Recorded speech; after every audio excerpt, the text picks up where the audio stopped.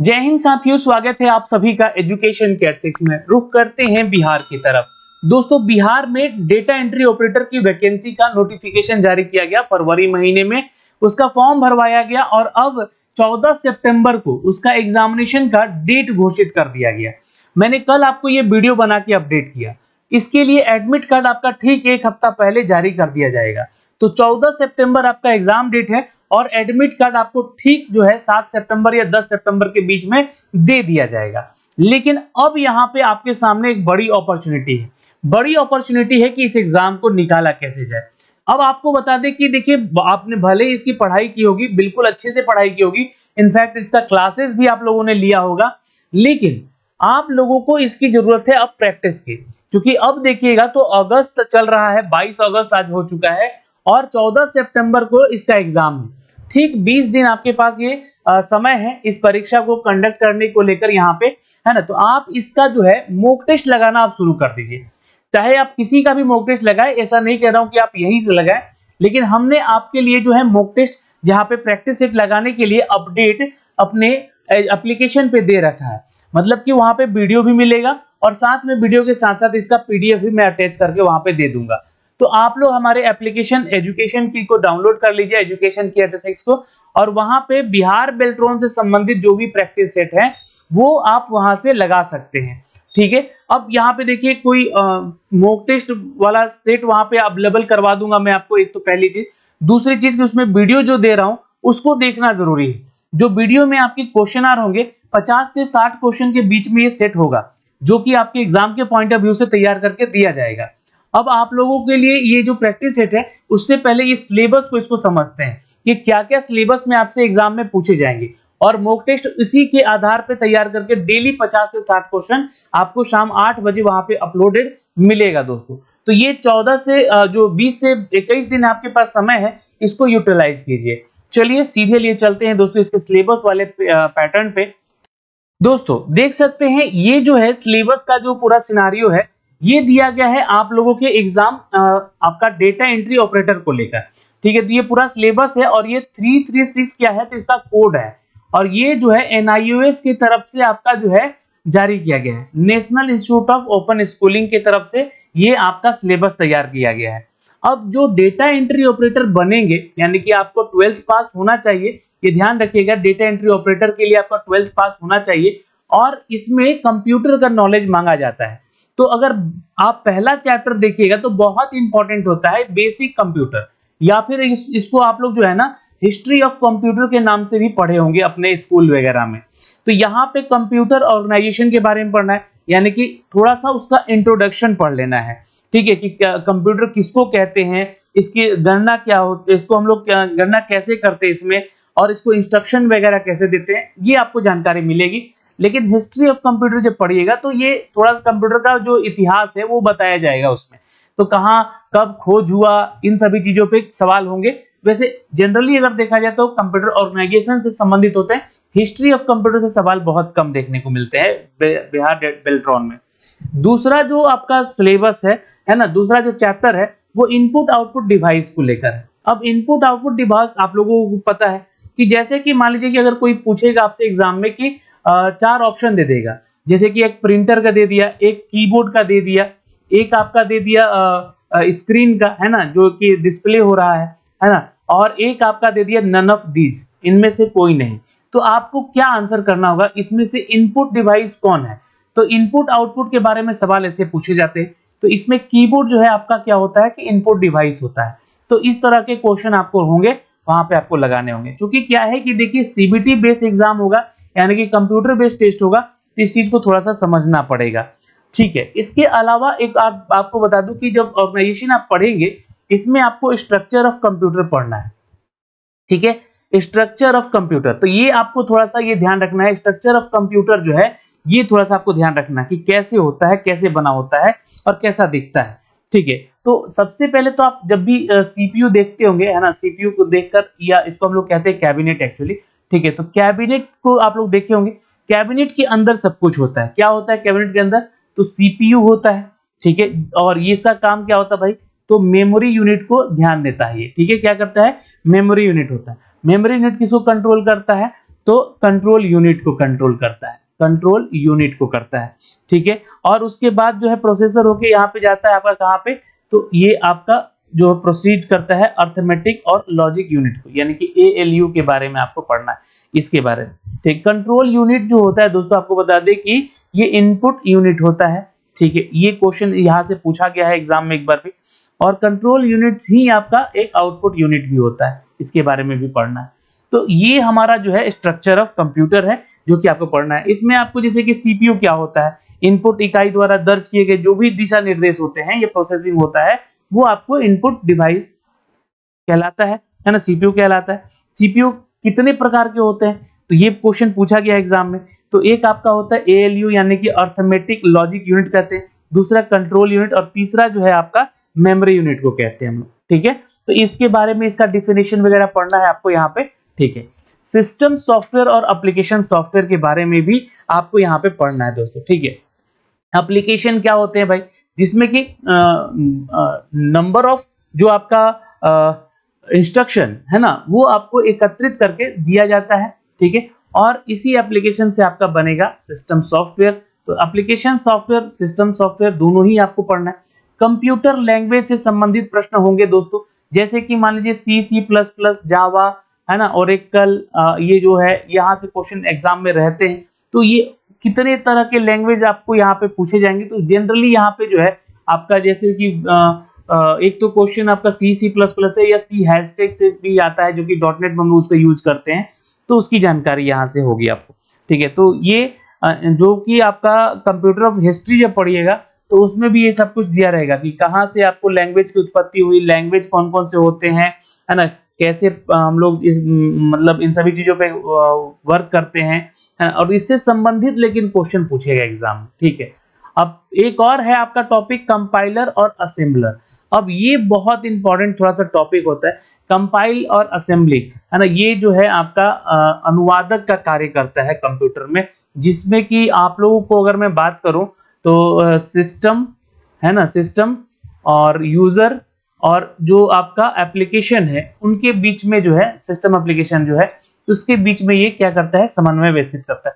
तो ये ट्रांसलेट कर, जैसे इनपुट आप लोग जो है डालते हैं अपने लैंग्वेज में, जैसे कि आप कुछ भी लिखते हैं इनपुट कीबोर्ड पे, लेकिन वो सिस्टम जो है जाता है आपके यहाँ पे कंट्रोल यूनिट में जब, या फिर आपके सीपीयू में जाता है, तो वो उसको कन्वर्ट करता है। तो कन्वर्ट करने वाला काम कंपाइलर और असेंबलर का होता है, जो कि कन्वर्ट करके फिर एक आउटपुट देता है, जो आप लोगों ने इनपुट डाला वही आउटपुट वहां से निकलता है। तो ये चीजें हैं कंपाइलर और असेंबलर के कुछ काम, तो इसके ऊपर भी हम लोग पढ़ेंगे, इसके ऊपर टॉपिक है, जितने सारे क्वेश्चन वो भी देखेंगे।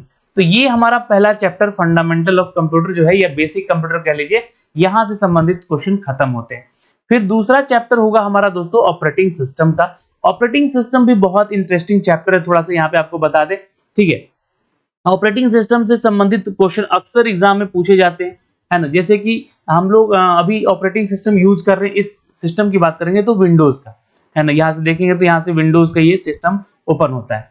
तो उसी तरीके से जो है बहुत तरह के ऑपरेटिंग सिस्टम होते हैं, जैसे यूनिक्स होता है, लिनक्स होता है, लेकिन यहाँ पे जो ऑपरेटिंग सिस्टम है इसमें हम लोग पढ़ेंगे उसके एलिमेंट्स और विंडो एक्सपी के बारे में, जो कि बेसिक थे, है ना। डेस्कटॉप एलिमेंट्स के बारे में पढ़ेंगे, लोकेटिंग फाइल्स और फोल्डर्स के बारे में पढ़ेंगे, चेंजिंग सिस्टम सेटिंग के बारे में पढ़ेंगे, file management in the window के बारे में जो क्वेश्चन होंगे वहां से पूछे जाएंगे, इंस्टॉलेशन ऑफ सॉफ्टवेयर के और हार्डवेयर के क्वेश्चन पूछे जाएंगे, मतलब सॉफ्टवेयर कैसे इंस्टॉल करते हैं ऑपरेटिंग सिस्टम में, या हार्डवेयर कैसे इंस्टॉल करते हैं, उसके बारे में भी हम लोग यहाँ पे पढ़ेंगे, ठीक है। तो यहाँ से सबसे पहले जो है ना आपको समझना होगा कि ऑपरेटिंग सिस्टम पढ़ने से पहले आपको समझना होगा कि सॉफ्टवेयर होता क्या है, ठीक है। तो सॉफ्टवेयर क्या होता है, सॉफ्टवेयर का परिभाषा जो है ना, जैसे कि अगर आप लैंग्वेज पढ़ेंगे यहाँ पे, है ना, लैंग्वेज की बात की गई है कंप्यूटर लैंग्वेज की, तो सॉफ्टवेयर भी क्या है, एक प्रोग्रामिंग लैंग्वेज में लिखा गया निर्देश है, इंस्ट्रक्शन, है ना। अर्थात प्रोग्राम जो है उसका एक श्रृंखला